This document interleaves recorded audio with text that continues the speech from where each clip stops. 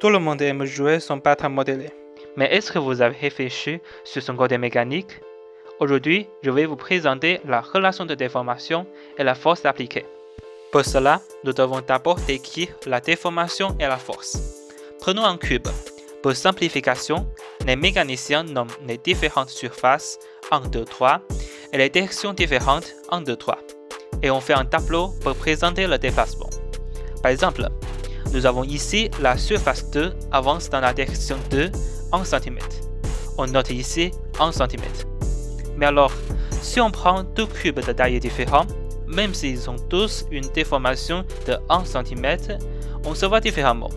Du coup, c'est mieux de noter un taux de variation relative, avec la quantité déplacée divisée par sa longueur initiale. Voilà, nous avons les déplacements. Nous passons maintenant aux forces.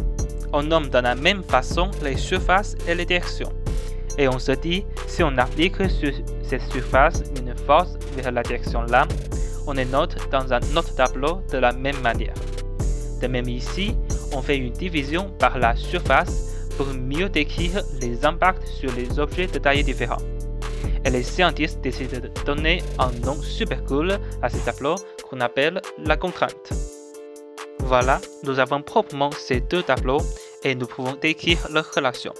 On voit ici que si on donne une force sur la surface 3 dans la direction 3, alors la déformation se passe aussi sur la même surface. Plus la force est grande, plus la déformation est grande. Donc nous pouvons dire qu'il y a une proportionnalité avec déformation égale constante fois contrainte. Ici on appelle la constante E le module de Young.